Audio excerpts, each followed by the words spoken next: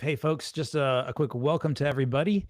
We are getting this live stream started here with Dr. Markham here in a few minutes, but we just started the feed live a little early so we could test it out. And Dr. Markham, go ahead and take it away if you'd like to. I'm just going to check the other streams here. Well, these technical issues are always so interesting, but I find it a great privilege to be able to answer people's questions. And lately, someone came to me in the office not too long ago, and they wanted me to be their doctor. Well, in the hospital, that is. Well, I'm no longer seeing patients actively in clinic. I'm more of a consultant in the hospital. I'm doing acute care medicine. In fact, I was there earlier today. But I told them, you need to look at it like this. Everyone that gives their inputs, whether it be your medical doctor, your chiropractor, your physical therapist, your nutritionist, your next door neighbor, all of them can be sort of consultants. And then you sort of figure it out yourself, pray about it, and you direct the care because you're not going to agree with everyone. So I was talking to Shane Unsworth, who's one of my friends this week. We're meeting together, and he was telling me, and I gave him some advice about testosterone. Okay. I said, listen, Shane, testosterone, everyone's selling testosterone injections out there. And I said, and it's okay to take it, but everyone needs the risk, benefits, pros, and cons. So, I told him, there's other natural ways to raise the testosterone, get rid of fat in the body. There's some natural supplements you can take, exercise, all of those things are natural ways. And then I explained to him, a little low testosterone is sort of the way God made men. As we get older, we run out of hormone. Women run out of estrogen. Not all women take estrogen. Men run out of testosterone. But anyway, the point of the matter is this person, his guy that was giving it said, oh, that guy doesn't know anything he's talking about. You need to take shots the rest of your life. Mm. Well, I said, did he even talk to you about the fact that testosterone can stimulate pancreatic cancer cells? And it's a growth factor that he'd ever know can increase your risk of cardiovascular disease and other problems. He didn't even mention that. So I said, there is a place for that in a discrete number, but everyone has a discrete path in their healthcare, and everyone gives everyone inputs. Then you talk about the risk benefits, and you think about it and pray about it and let God direct your paths. So I think that each person needs to take what everyone says with a grain of salt, see if it fits into their belief system, pray about it, and then make a decision, but after having complete information. So that's what I like to do on this. I'm not becoming someone's doctor, but I have 35 years of experience. I do come from a biblical perspective. I work in the hospital. I also do some natural remedies when appropriate. But I think, the thing that we like to stress here on Heartwise Ministries and Biblical Prescriptions for Life is that the most important thing, there's so many health distractions out there, Nick. Yeah. There's a new thing every week coming out there. New drugs. There's a new cholesterol pill coming out there. There's new weight reduction pills coming out there. All sorts of things, but everyone needs to say, well, are there alternatives? How do I want to handle my health? But we do it from a biblical perspective, and we don't want to get so bogged down in distractions that we don't focus on the key to health, which we define as Christ. He's the one that heals. He's the one that guides. He's the one that gives you the power to do all this. In fact, God has given us all the technology that's out there. Everything is His. Our lives are His. He gave us our lives, the time we have today, the sunlight in the air, all of these complexities that we very little understand. These are all gifts from God. He's the ultimate physician because He's the creator. So He's going to know best how to care for a body. So why don't we ask Him for a little direction, use His book, use the Holy Spirit, and let that sort of guide us in the past? Because remember that's in text and Proverbs, in all thy ways acknowledge him, and he's going to direct your path. That's right. And your path, Nick, might be different from my path. I'm not a judge. All of us have a different pathway. God has a plan for each one of us, and they might be a little bit different, but we got to stay focused on the main picture. I just see so many distractions now in our world. It's been tremendous. And I just got back. We took a trip to the Midwest, and we went up through, I think, 12 different states. We did some seminars in Des Moines, Illinois, St. Cloud, and I did another seminar for a group in South Dakota. And I got to see a lot of people that needed help. And believe it or not, they were in public libraries. That's where the homeless people went. Yeah. So if you want to get out and help somebody, go to the public library in these cities. And I would just go out there and you can meet with them. You can talk with them. Some of them would try to sell me drugs and stuff. And you just got to deal with that. But that's where needs are. And we have to meet people's needs where they're at and love them and not judge them and take them to the next step in healing. So I think that is so important that we stay on task. And that's what we want to do tonight is if people have some questions, we want to answer them. If they want to ask things, this is a time I can't answer everything that we get on YouTube and our other social medias. And I want to thank everyone. But remember, not only are we on YouTube, but we're on Facebook. We also have a growing group on Instagram and TikTok. And my son is working with us, trying to help those reach a younger audience, and that's starting to grow and take off a little bit. And I think happy birthday is in order. Didn't he just have a birthday? Yes, he had a birthday this week. He's now 25 years old. So happy birthday, 25 Jake. years old. And and those that are interested, I have a daughter that's 28. And of course, my daughter's an attorney and my son is in dental school now, trying to figure it all out. So, and we're proud of Jake, and I'm just proud that he's interested in a ministry like this at his age. Because, that generation, Nick, they can do whatever they want. Yeah. And I'm not an overall fan of social media because it has a lot of stuff that's just irrelevant out there that we spend time on. But it is a tool that if we use it in the right way, we can reach a lot of people. And that's what I like to use it for, is to try to spread the gospel and reach people that normally we wouldn't reach. And last month, if I'm correct, our social media, we reached about 250,000 people. Yeah. Is that more or less correct? About that people, many? Yep, more people every day. And we're making an effort because, these are tools that can be used for a lot of different things. And we're hoping to use them to bring people to Jesus and to ultimate healing.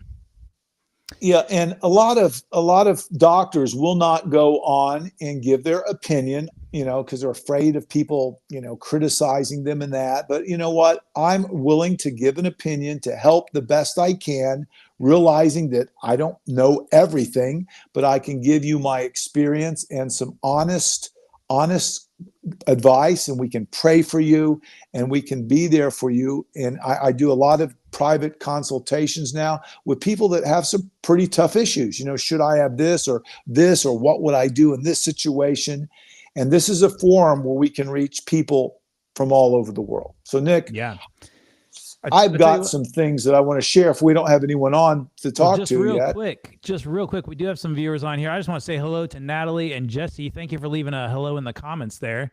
And to anyone else who's watching, whether you're live on our X or Facebook or YouTube, I think we're live on all those platforms right now. Just drop a note in the comments and we will be happy to share any thoughts we have with your questions, and just let's discuss and make some good use of Dr. Marcum's knowledge and his gifts tonight. So leave a comment, let us know where you're at, and also where you're at and what your question is. And Dr. Marcum, where were you going to go Nick, next? I learn a lot from other people too. If they have something they've learned or want to share, this is a forum for that as well, because no one has a corner of knowledge except God.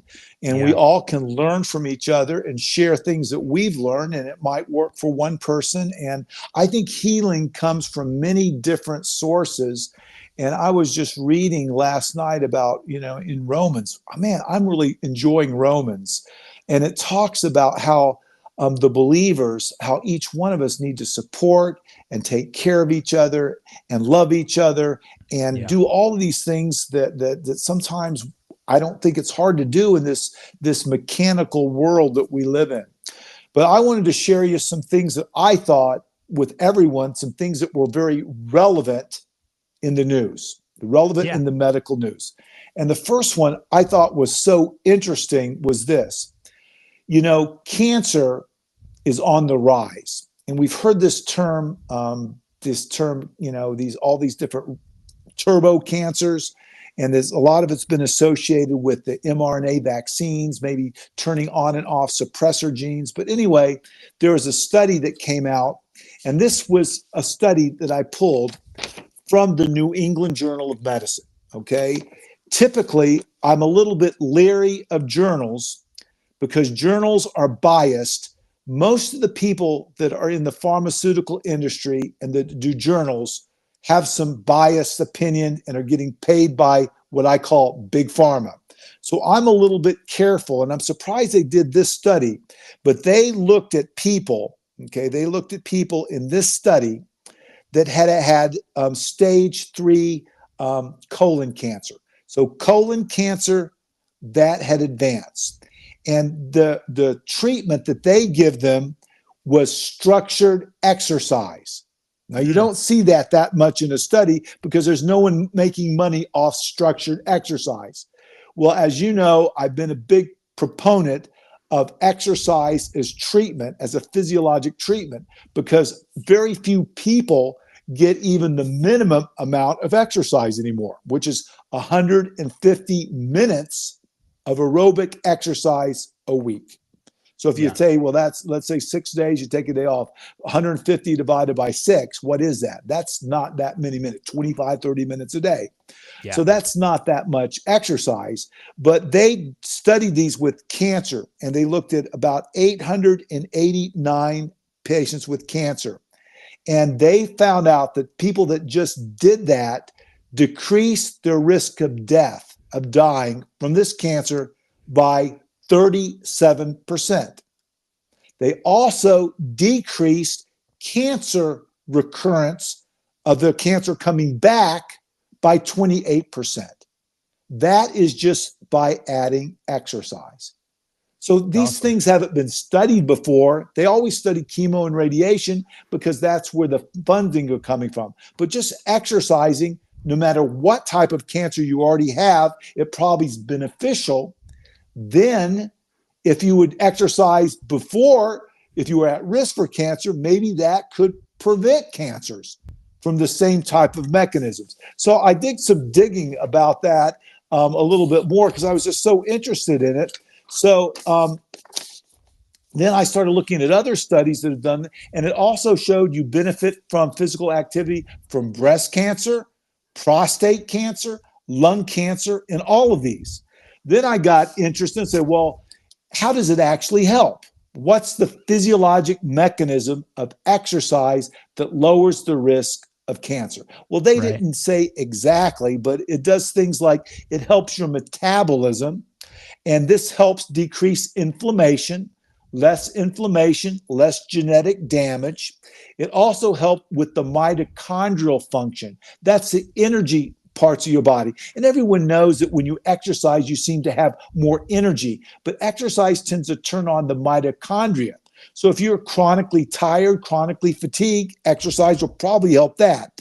But a thing that they thought it helped the most is, you have your DNA and your genes. It helps stabilize that, and it helps maximize your immune system so your own immune system was functioning better so it could wipe out the cancer cells. And that's called immune surveillance. So just exercise had gigantic benefits for cancer. So that was hot in the news. But another thing that's in the news, and they're using this now at a lot of cancer patients. I've seen this used at the lifestyle centers. There's a study that came out using these substances called ivermectin and fenbendazole. Okay, both of these are different types of anti-parasitics, but in addition to fighting parasites, they looked and see if they could be used for cancer as well. When one drug can be used for something else, we call that a repurposed drug. Years ago, they thought you used to use hydralazine for malaria. Then they found out that it also works for blood pressure. So they use that. We have one in heart disease called colchicine. It's a repurposed drug. It originally was used for gout, that swelling of the joints, but now we found out that it helps with inflammation, especially pericarditis. And there's a new study that shows colchicine, as little as 0.5 milligrams a day, helps lower the inflammation that triggers active heart disease and these plaques in the inside to be active. These are called repurposed drugs. So they looked at ivermectin and fenbendazole. And the reason I thought this was interesting, these drugs are inexpensive, have very few side effects. Okay, very few doubts. So if you have advanced cancer, why not exercise? If you have advanced cancer, why not try ivermectin and fenbendazole? And it says that, one of the mechanisms, it disrupts the growth of cancer cells. It targeted these things called microtubules. And those are parts that allowed cancer to multiply uncontrollably. So somehow these medicines are knocking down those microtubules, helping with cancer. So a lot of people are using this. Now, you're not going to see the people that make chemotherapy and radiation sort of do a lot of work on this, because there's just no, this is no financial benefit. I hate to say that, but its risk is low. Exercising, doing things. If I had advanced cancer, you better believe I would give that a try. So that has been out in the news recently. Other things that are out there that's very, I was saying, go ahead, Nick. A question here from Audrey, and okay, let's handle it. Then we'll get back to the news. Yeah, I think exercise might be part of the solution here. Audrey asks, how do you lower your cholesterol naturally? Is exercise something that will help with that too? Absolutely. Okay. Well, Audrey, I'm going to go down a partial list of things that can lower cholesterol. Okay. The first thing that will help that is not eating cholesterol. Okay. And how do people do that? Okay. Well, a lot of people don't know that animal foods, fatty foods, all that lowers cholesterol. But there's some natural things that can do it quite as bit. Anything that has lots of fiber will lower cholesterol to some degree. So that's one thing that will help as well. There's some natural things that some people use. One is called red yeast rice. Some people use that. That has the same actual ingredient that the statins have. That will help. Intermittent fasting, where you don't eat the big meals at night, that can help lower cholesterol. And I'm looking here at some of the other things that I've recommended in the past, but I think one of the best things is and you're going to see a lot of things out there on the internet that says it, but the biggest thing is going to come from diet. So eating lots of that. Now, if you smoke, that's going to help.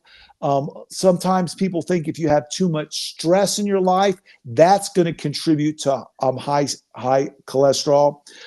Think specific foods you can load up on, specifically that will lower things that have fiber.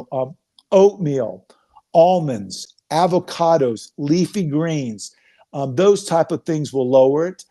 There's, of course, we talked about red yeast rice. Now, there are a few people that have genetic abnormalities where they can't get rid of their cholesterol.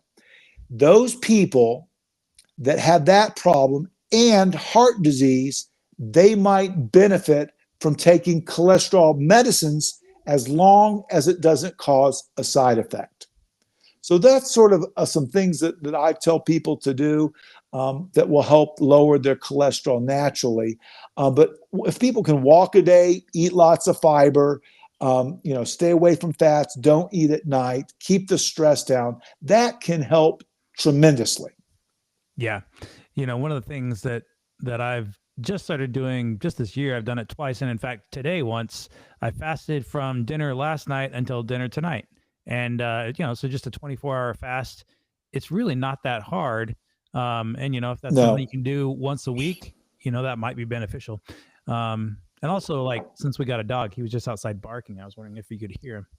Oh I've no, been much more I regular didn't hear him. with taking him out for a walk because he's got to go for a walk every day. And so I don't do it every day. Sometimes the wife and kids do it, but having a dog to go walk helps, and we get a nice 20 or 30-minute Yeah. walk in.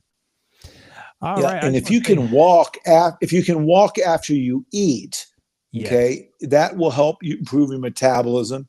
And if you can eat some fiber that moves things through your system so you don't absorb as much as the bad stuff, that helps it.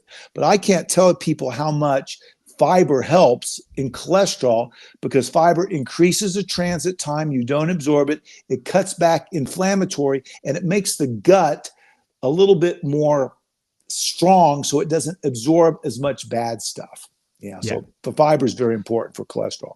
Yeah. Well, thank Do you. I have another Thank you for question, that. or you want me to get Yeah, back to sure the do. news? Yeah. We sure do. We got Yeah, a couple Audrey, stacking thanks. up here. So, Audrey, thank you for your question. Let's go to Natalie's question here. Okay. What are the consequences when taking estrogen injections in women? Okay. I'm writing that down so I make sure I get everyone's questions. Okay. So years ago, okay, and everything, there's not a right or wrong for a lot of this. So I like to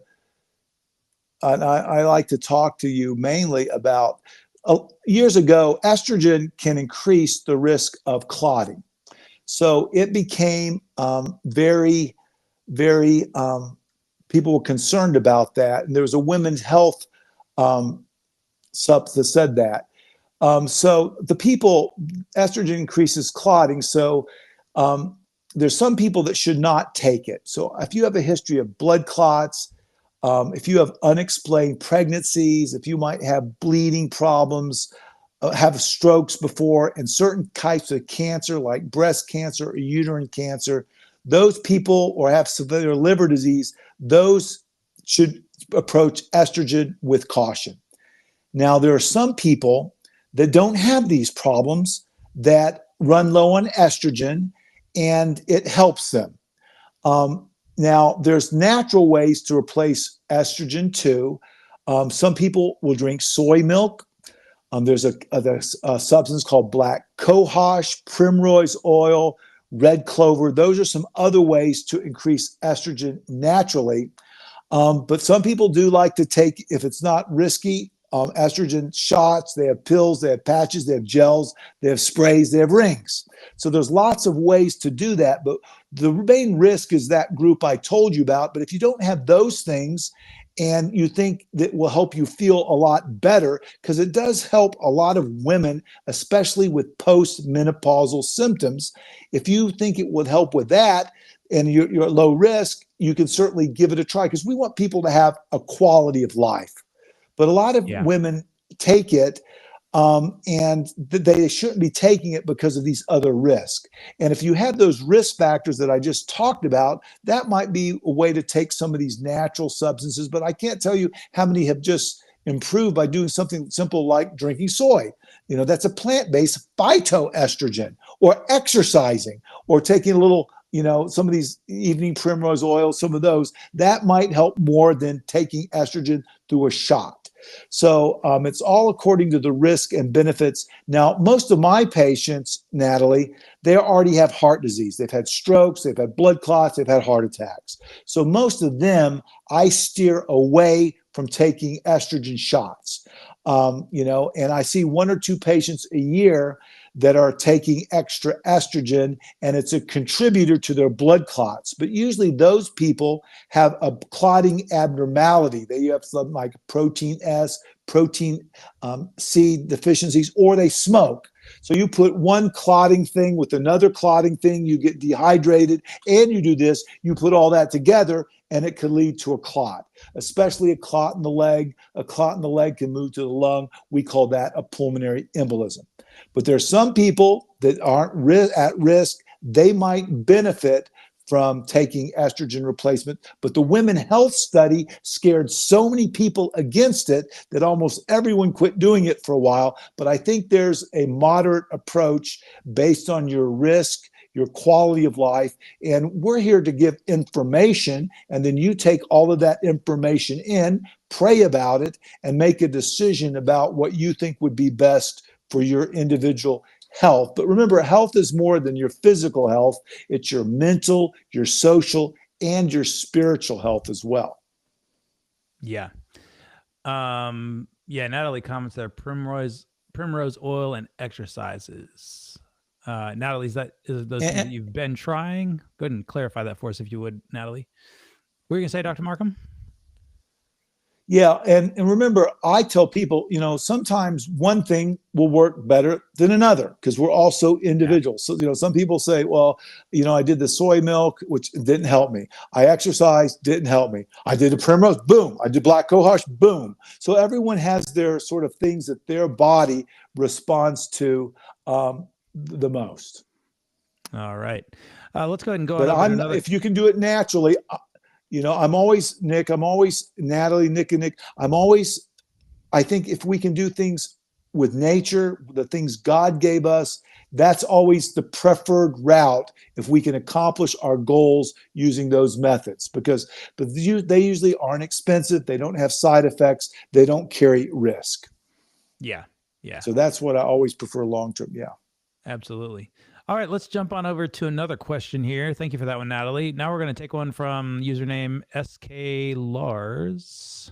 Oh, I just had it. 1 second. Here we go. Do you recommend using baby aspirin for stroke prevention? This should be an easy one. Okay. You remember, everyone has their own individual issues. So if you've never had a stroke before, you don't have vascular problems, you're not a diabetic or a smoker, I would say no. Okay. But if you have risk factors, or you've had a stroke before, you've had a heart attack, you're at a high risk from a family, diabetic, you're a smoker, those type of things, you might benefit. But they did some studies a few years ago about people that took baby aspirin that were completely healthy, and the risk of aspirin in those groups were greater than the benefits if they're completely healthy. Now, there's other ways to thin out the blood too. You want to make sure you don't get dehydrated. You want to keep the stress down. You want to, eat a healthy diet. Those are all things that can thin the blood out. Years ago, there was a natural substance that they found the aspirin from, and that was willow bark. So some people will even have some willow bark tea that will help thin out their blood too if they're at risk and they don't want to take an aspirin. So whether to take an aspirin is based on your individual risk, your genetic history. That's when you probably answered a few times. Yeah, we get that a lot. But see, again, Nick, most of the patients I see in the hospital have had strokes, they've had heart attacks, they smoke. They have risk factors like diabetes. They have strong family histories. So most of them, they've had procedures. Almost everyone that has a procedure done, a stent placed, needs to be on aspirin to help them not have clotting in the stents or the procedure they have done. Yeah. But the real risk of aspirin prolonged is platelet problems and bleeding. That's a real risk long-term. Yeah. All right. Let's go to another question from user named S here. I think that's probably there's probably a full username somewhere that I'm not seeing, but all it shows me here is S. But here's the question. When will time be to stop eating eggs? And are eggs good to eat? What do you think about eggs? Well, we were talking about cholesterol earlier. Is that a problem for cholesterol? Well, here's a question. And this is a very, and I've traveled a lot. Some people around the world have nothing else to eat but eggs. They would starve if they didn't have eggs. Okay. Yeah. Now that's different than people that lived in modern world that have other options. So eggs would not be the number one thing I would eat, because I can get my protein from a healthier source. Eggs have cholesterol, eggs have fat in it, eggs have things that aren't great. Okay. So It's up to an individual's where they live, what they can eat, what their options are, whether they can be happy, those type of situations. A pure vegan would not eat eggs. Okay, a pure vegan would not eat eggs. So I think, I try to focus people on, their cultural and economic status. Certain parts of the world, that's all they have to eat. So I would rather have them eat an egg than starve. Now, personally, I don't like to eat eggs. I don't think they're the healthiest option. But if that's all you have, eating one occasionally, I think it is a decent protein source. I think it's safer than other things we put in our body. So I'm not going to give a person a hard time about it. But if you have other options in eating eggs and you can be happy about it and you can afford it, that's what I would recommend doing. Yeah. What would you say? But I've been in some parts, Nick, I've been in some parts of that they have their chickens and they don't have anything else to eat. So that's a whole different ball game.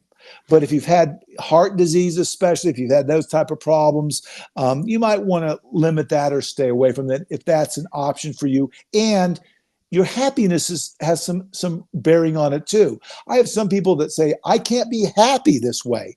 And again, these are recommendations. I want to encourage everyone to pray about it, ask God to lead you, use all of these inputs, and make a decision based on your relationship with your Creator. Because remember, when you have a relationship with your Creator, when you depend on Him, when you seek first the kingdom of heaven, all those things, including these things, will be added to you. And in 1 James, it says, where do we seek knowledge? Knowledge comes from God.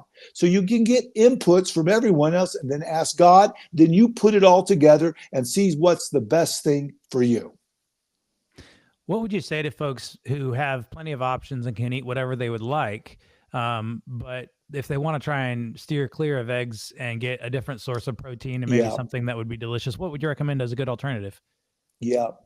Well, elephants are some of the healthiest animals in the world. Okay. They get plenty of protein. They are plant-based. They don't eat eggs. Yeah. So, me personally, I load up on lots of beans. I eat beans every day. Beans, nuts, of course, soy is a bean. Those are all great protein sources. People don't need to eat as much protein as they think they need. Okay.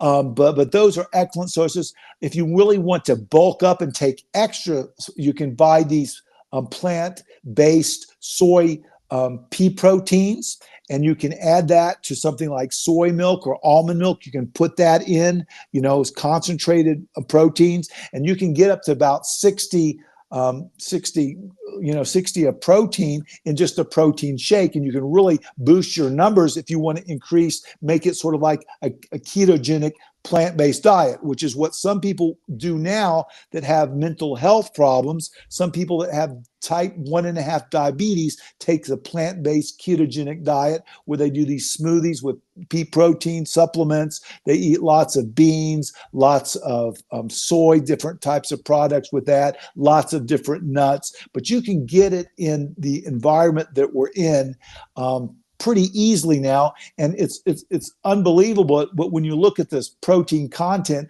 of a handful of nuts versus some other things you think have lots of protein in it, the nuts beat it out pretty much every time. Wow. Okay. Good suggestions there. Let's go on to another question here. Caleb asks, and I believe in a comment down later, he says he's 58 years old. And here's his question. Do you have any recommendations for someone who has atherosclerosis calcification showing up on CT scans besides statins? Absolutely. Yeah, absolutely. So coronary calcifications is meaning that the blood vessels are getting old. They're rusting, they're oxidizing. So that's just a sign that you have some element of cardiovascular disease. So the things that I think help most with cardiovascular, with this type of problems, is plant-based diets to get inflammation out of your system. Okay, that means eating lots of fruits, vegetables, nuts, and grains. Exercise at least 1 hour a day. Exercise, being outside a minimum of 15 minutes a day. Making sure you hydrate yourself. That will keep the stress in your body down. Getting enough rest. Rest helps the body with inflammation, which is an aging process, which causes oxidation as well. So those are the things I would start with in people that are starting to have vascular disease. Now, if you have a symptom, when you do things, chest pain, shortness of breath, then that's the place where modern medicine might help you in treating the symptom, but not necessarily getting at the cause. There's some studies now that say that people that get alpha omega-3 fatty acids, you can get that a lot in the nuts and walnuts and things of that nature. Those are some good things to take. Anti-inflammatories, you get that a lot with the things like grapes and berries. They have lots of good anti-inflammatories. The greens, of course, are helpful that they have nitrates that get converted to nitric oxides that helps you. One of the ways that exercise helps you is when you exercise, your bone marrow, Caleb, makes a chemical called endothelial progenitor cells. So when you exercise, the bone marrow makes cells that actually can repair the endothelium. And also you get some angiogenesis or new blood vessels forming. So that's why exercise, and it hasn't been measured against some of the other ones, but I would rather take exercise and a healthy diet and stress reduction and these type of things over almost anything else to slow down aging. Now, some people just get old because we get old. And in those people, we still want to slow things down, but when things start to malfunction, that's the place where modern medicine can help you.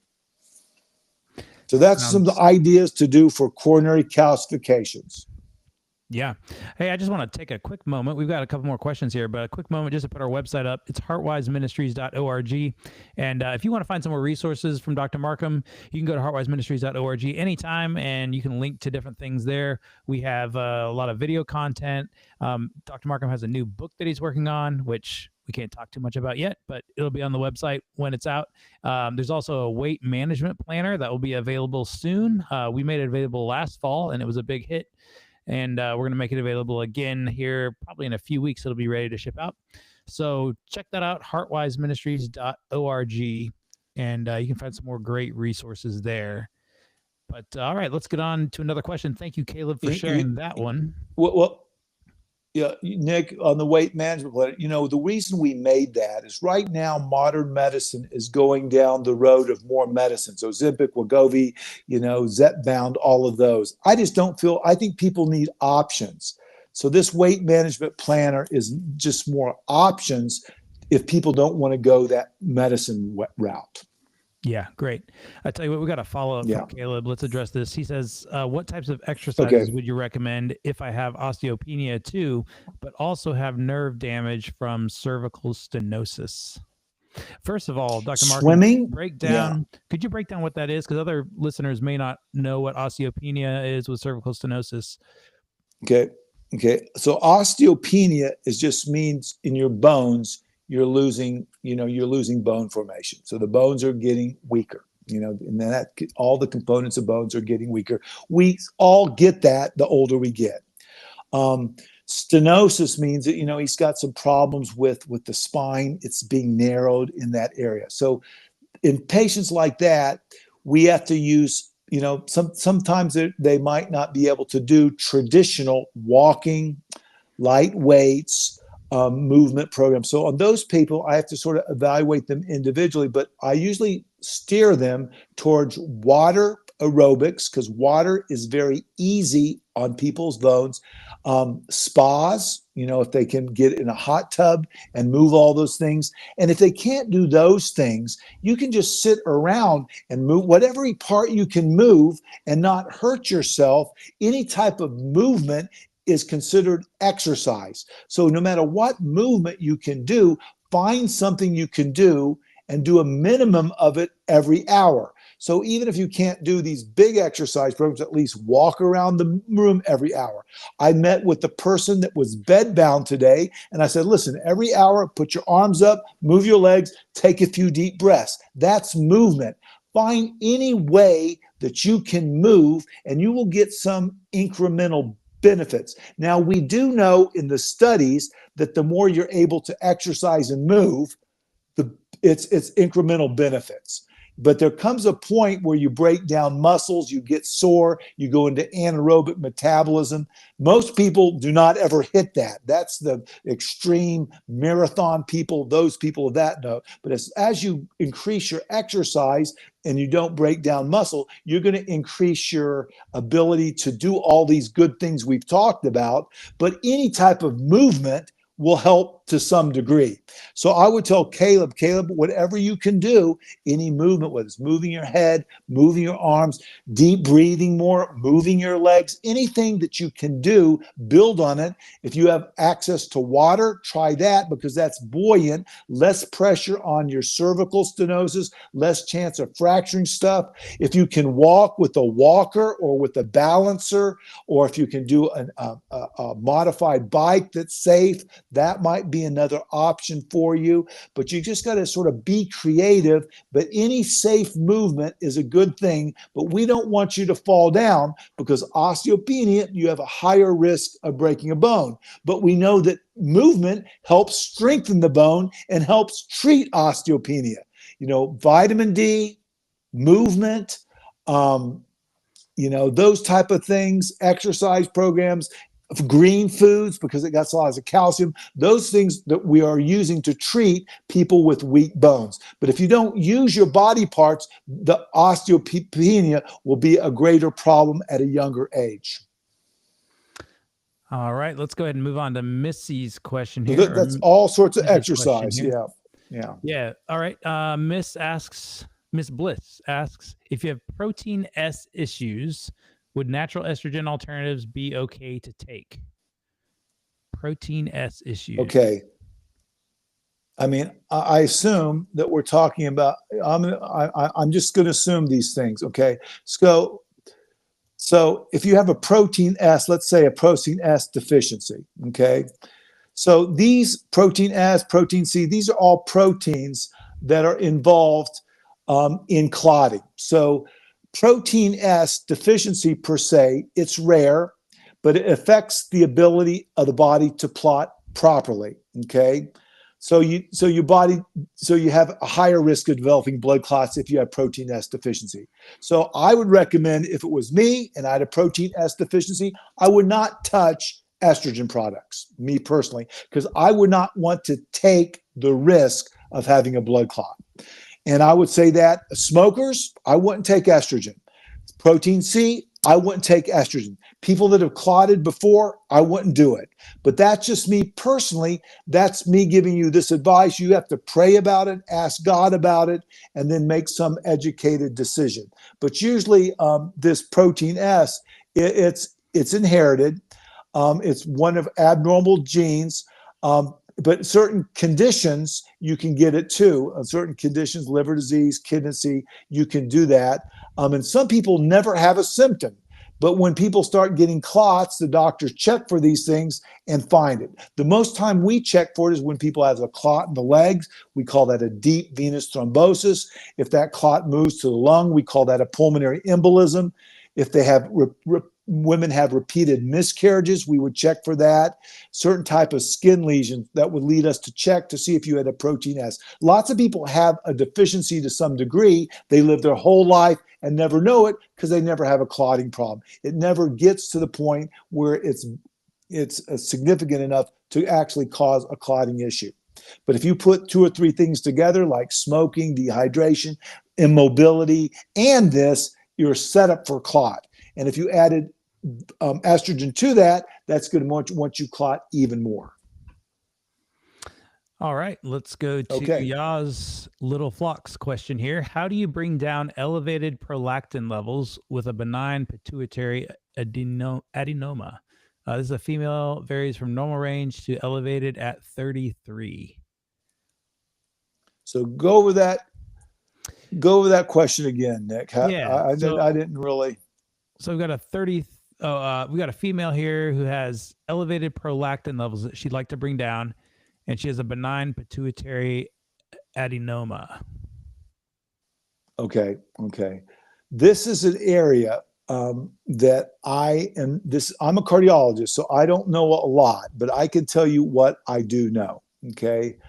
Prolactin, okay, the treatment depends on the cause. Okay.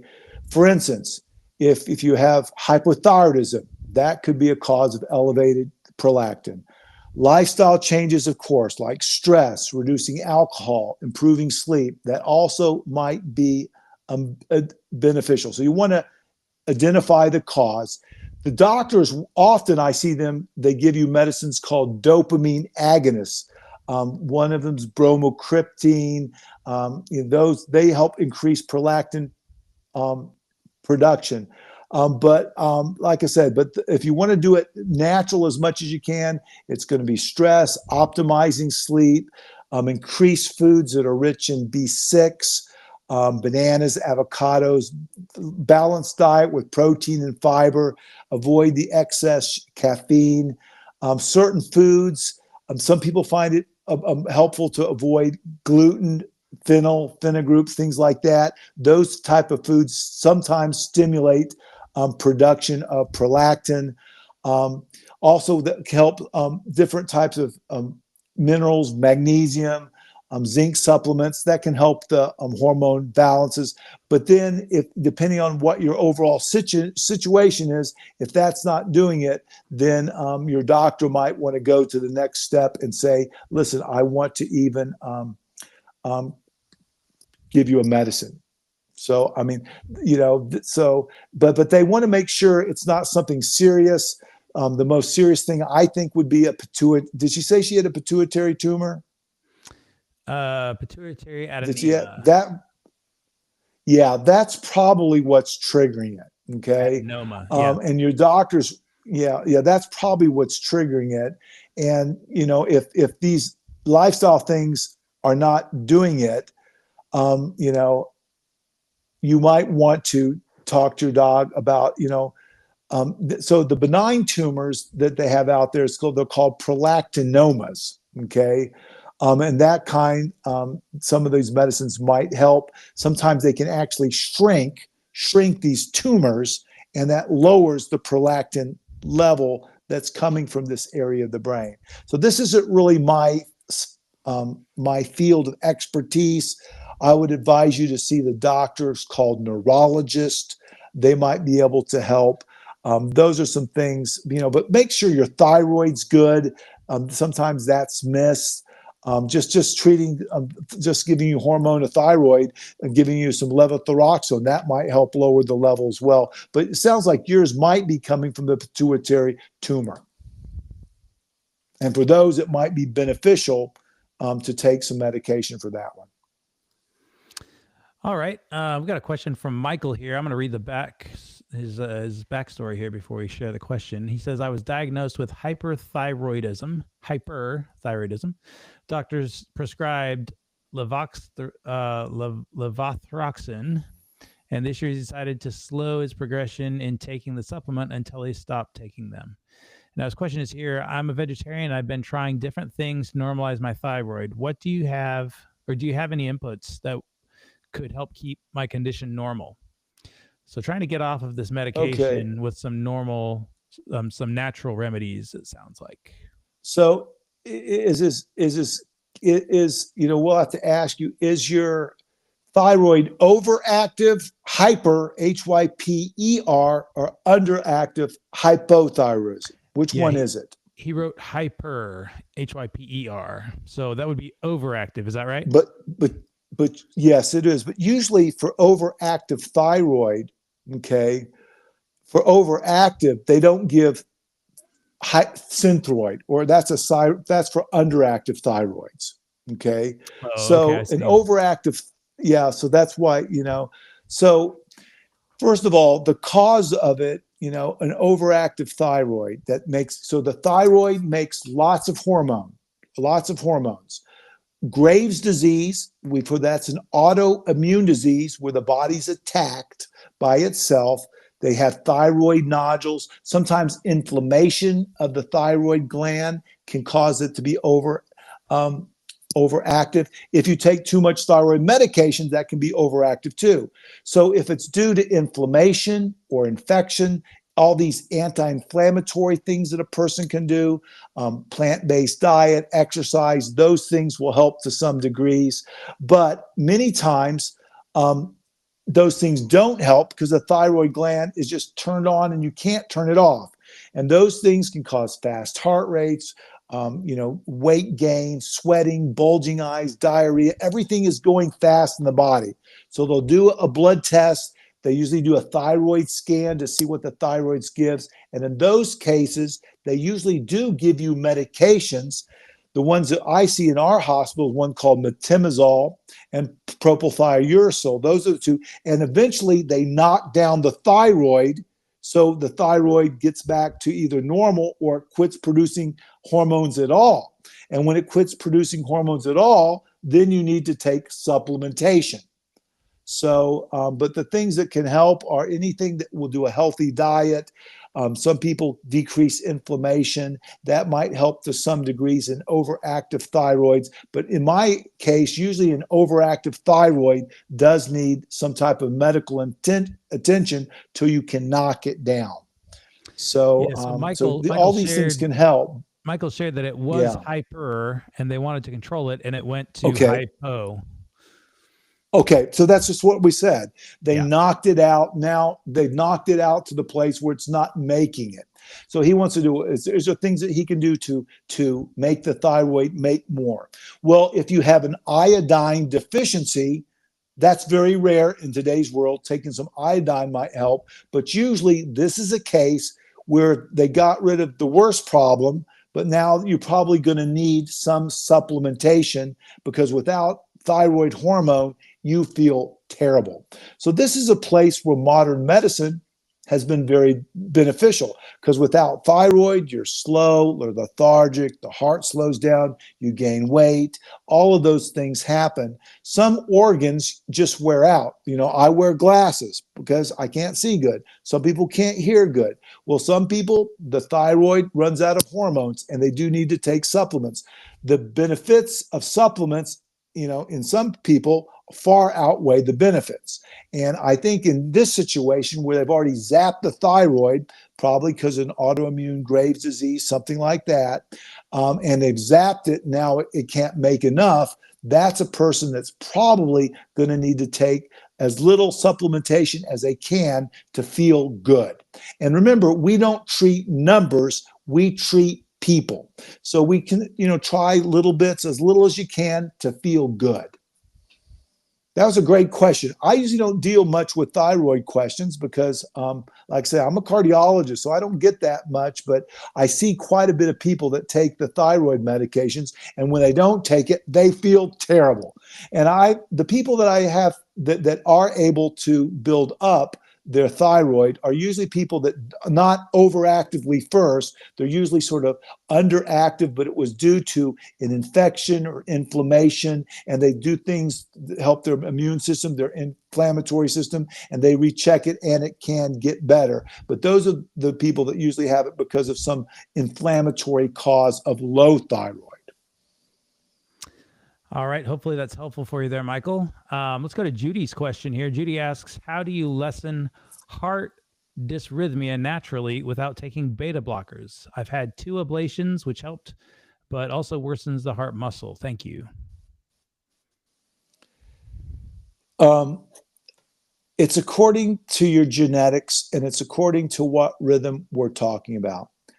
Very few people can treat arrhythmias with natural remedies entirely. You want to know what's causing the arrhythmia to begin with. If you can get at the cause of the arrhythmia, sometimes you can treat it. Skip beats is different than AFib. That's different than one called SVT. I don't know which one specifically you're talking about. Things like magnesium supplementation, Hawthorne might help a little bit. Hydration might help some, but some of these rhythms are genetic rhythms that run in families. Of course, stimulants and things like that make them worse, and they're like short circuits in the heart.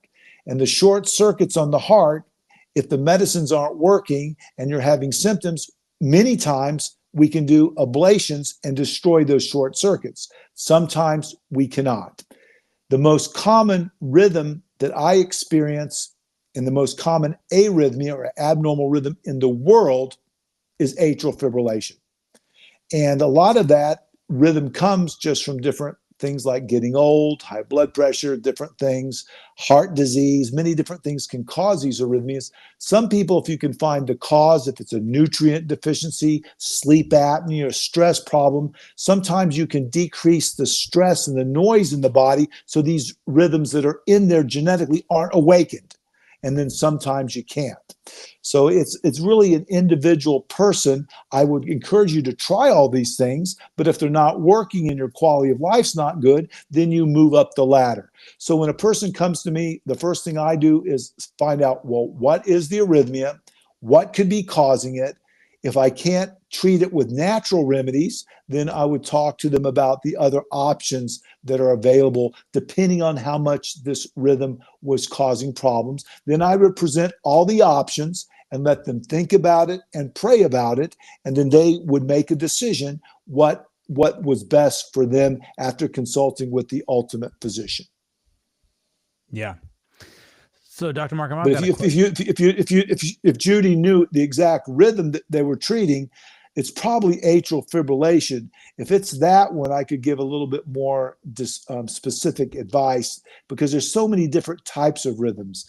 There's PVCs, there's premature ventricular, premature atrial, atrial flutter, atrial fibrillation, there's supraventricular tachycardias, there's ventricular, there's different types of rhythms that cause that we treat in different types of ways. Judy just commented bigeminal and trigeminal. Is that okay? So that's, well, is it PVCs, ventricular bigeminy, or atrial bigeminy? Is a double beats coming from the bottom of the heart or from the upper? The bottom would be called PVCs, okay? The upper would be called PACs. So if it's coming from the bottom of the heart, then things like make sure you don't have sleep apnea, magnesium, potassium, those type of things. Make sure those all are good. Make sure your stress levels are good. But sometimes these just come from an unhappy cell. And I had one person that had this, and it was really affecting their life. And the electrophysiologist, that's a specialist that does, he went inside, he found out exactly which cell was causing it. He zapped that cell with sound wave, and they haven't had the problem ever since. So that's what we can do if it's all the beats are coming from one spot. And now we can study that. It's called an electrophysiologic study, and we can determine what options are working for you. All right. I just want to give a shout out to Velvet Stitching. They just signed on. I'm not sure if it's a man or a woman here, but they said, oh yeah, I get to watch at least a portion of tonight's call. Thank you, Dr. Markham. So Dr. Markham, you're getting some love in the comments. People are appreciating you taking time to share tonight. That's good. I tell you, I've got a question for you, Dr. Markham. What does it feel like? Can you explain what it feels like to have a skipped heartbeat? Yeah. Okay. So I think everyone in the world has one at some time. Okay. But you'll feel like a jump and then nothing will happen. Okay. And sometimes it'll almost take your breath away. So when that happens to me, the first thing I do is I make sure I'm hydrated. I'm taking some deep breaths. It's usually some type of stressor, whether a brain stress or something that triggers this.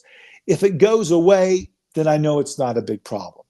If it keeps coming on and it causes me to have dizziness, that's a big deal. Because when it skips, the heart can't squeeze as good, so you don't get enough blood to your head and the rest of your body.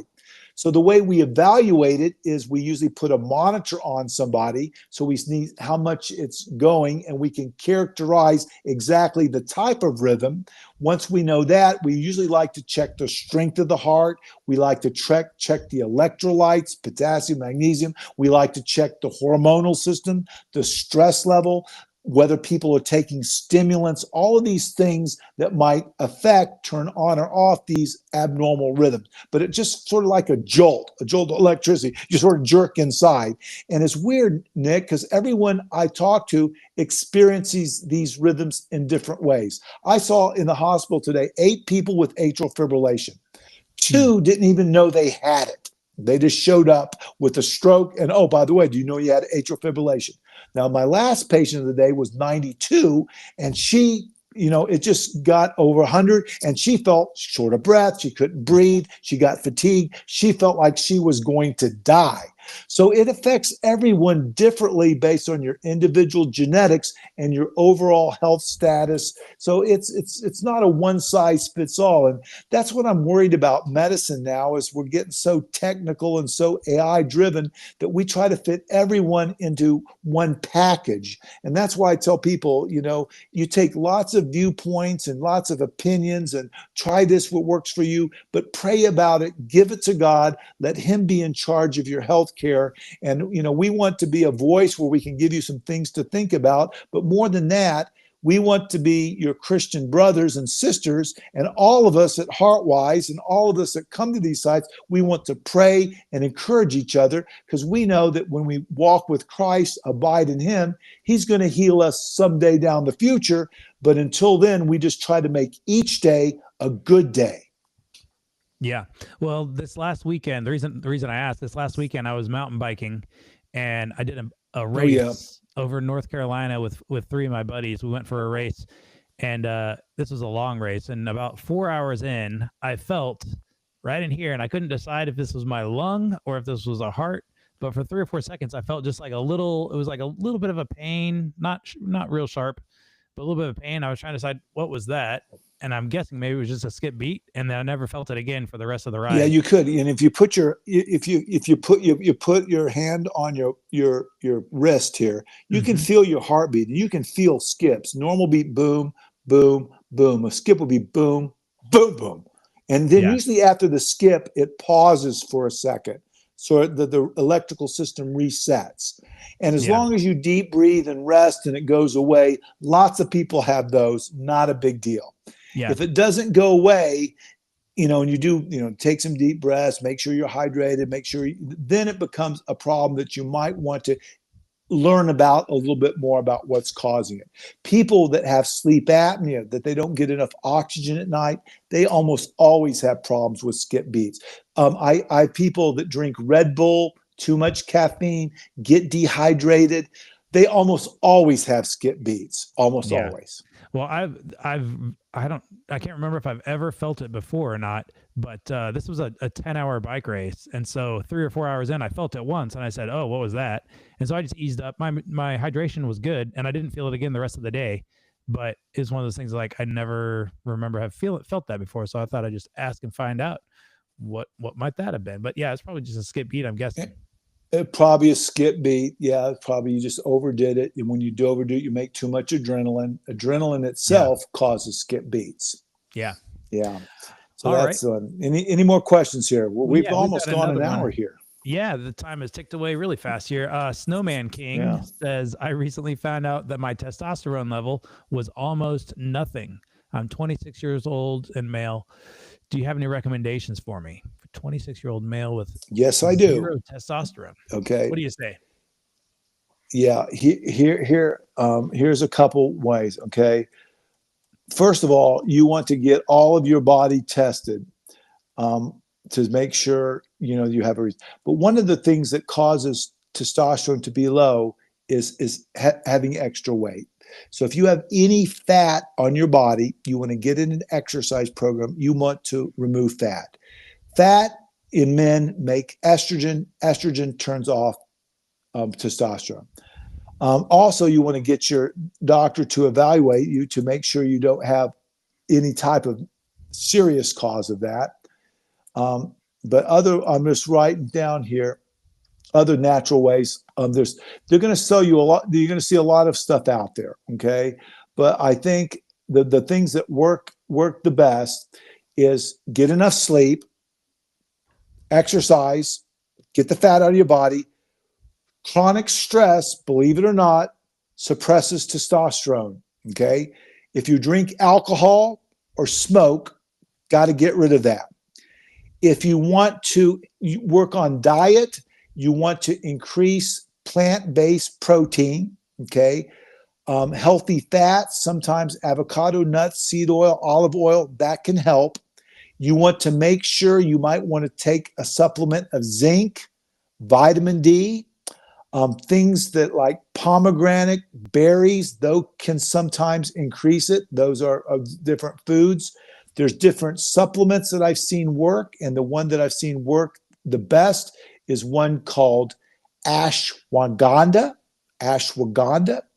That sometimes help. Another herb that helps sometimes is called Tribulus terrestris, and you can sometimes get those. You want to avoid different toxins. The ones that we see the most are called phthalates and BPA. We get those in different types of chemicals that we might use. You want to make sure you get a lot of sunlight, and then you want to get it checked on regularly to see if there might be some other physiologic way that your body is not making testosterone. So those are just some thoughts. Good suggestions there. I think I got time just for one more question, Dr. Markham, and then we'll wrap it up here. Velvet Stitching asks, if blood clots run in my family line, is it a good idea to take a baby aspirin a day? I exercise, watch, diet, don't smoke, don't drink. So we covered this earlier, but I don't think Velvet Stitching was here yet. How old are you, Velvet Stitching? Velvet. Yeah. How old's Velvet? We'll see if they chime in here. But in the meantime, baby aspirin a day. What do you think? Yeah, if I had a high risk of it, then I would definitely take a baby aspirin, as long as I didn't have a bleeding disorder. Okay, so I would do that, especially as I got older, above 65. If I had a family risk of stroke and bleeding clots, I think I would do it. But that doesn't mean you have to do it every day. I would make sure I hydrate myself, maybe 2 or 3 times a week. I would give it a try. Now, I want to get back to the testosterone question, okay? Because I'm worried that he had testosterone problems at a young age. So you need to really see a doctor, because there's other diseases, diabetes, kidney disease, liver disease, that can also lower your testosterone. There's certain medications, steroids, can lower your testosterone. I see a lot of people that pump iron, okay? They don't have, they have small gonads because they take steroids. Hormonal imbalances, pituitary gland, thyroid, all that can do it. If you've had injury to your testicles from whatever way, because remember, the testes is what makes testosterone. If you have injury to that, if you've had chemotherapy or radiation, and there's certain infections. I don't know if you've heard of the mumps, but mumps, can do that, and also HIV. So if you haven't looked at those things, I just treated lifestyle things to do it. But you also want to make sure it can be a symptom of an underlying health problem. So don't ignore that when you're looking at that. And people that have low testosterone, some people don't even know they have it. Some people have they lose muscles at a young age. The libido goes down. They have ED, which is erectile dysfunction. Those type of people really need to have the full workup and just not try to treat it themselves, and see if if things are working. But you want to make sure there's nothing serious that you're doing that you could easily correct it. And I guess the most common one I see is people that take steroids.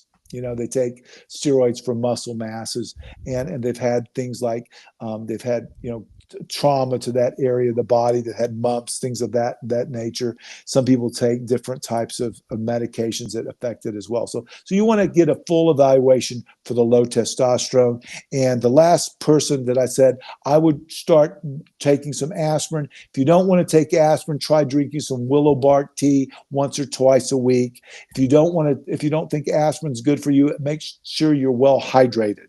Those are all things that can help lower the risk of genetic clots. And some people would rather do that. If you really are concerned, you can go to your doctor and he can test you for all the genetic things to see if you're a clotter. Then you can really guide your decision much better. Because if you knew you had a genetic tendency to clot, you might want to lean toward doing something to prevent the clots. Yeah. All right. Tell you what, we're going to do just one last question. And I don't know if we've got an answer for this or not, Dr. Markham, but I'm going to go ahead and ask anyways here. Fiona asks, good morning. Fiona must be in a different part of the world where it's morning. Do HIV treatments help the immune system get stronger, or does it just keep the virus stable? Dr. Markham, is that something you can comment on? Let me think about that for a sec. Yeah. Well, a lot of it is dependent on which one are they taking. Okay. So the treatments for this, let me back up. Okay. So I'm just trying to think through what I know about it. As a cardiologist in the States, I don't see that much HIV anymore. It's the infectious disease doctors. But what I remember is the HIV treatments, okay, they're called retroviral treatments, okay? And they do strengthen the immune system, okay, by reducing the amount of HIV in the body, okay? And that allows a different type of immune cell, the CD4 cells, to recover and function more effectively. So, so these treatments, they suppress the virus by preventing further immune system damage, and that enables the cells to work more effectively. So the answer, I would say, is it stops these from multiplying, and that helps the immune system, and it allows, the virus damages your CD4 cells, so indirectly, by knocking down the virus, the CD4 cells have a chance to recover, and therefore it helps boost the immune response.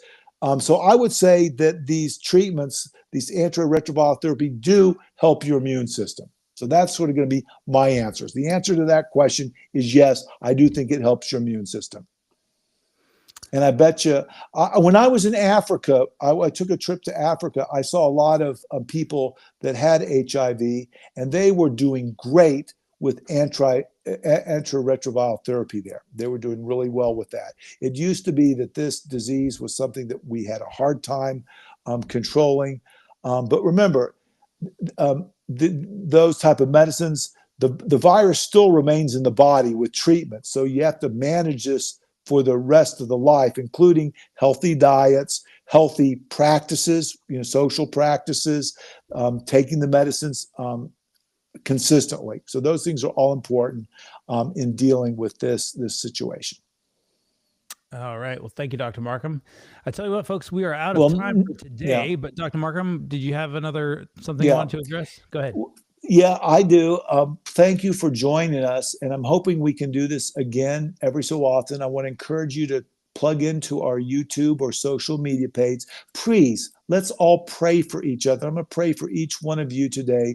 I want you to pray for us, because our goal is to help one another seek balance, give answers, but also to not get distracted by our health so much that we forget who we're serving.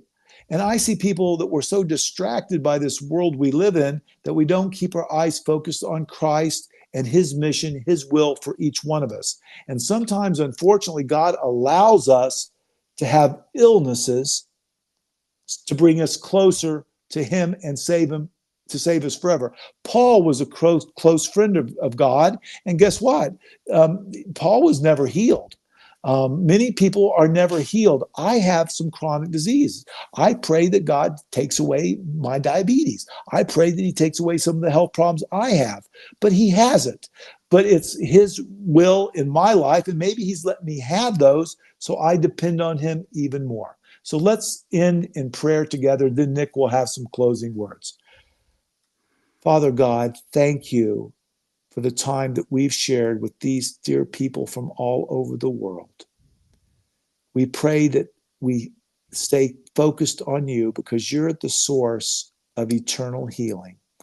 And also, you can guide all of these recommendations from all of these providers and help us make good decisions for the body that you created, and you know what's best for us.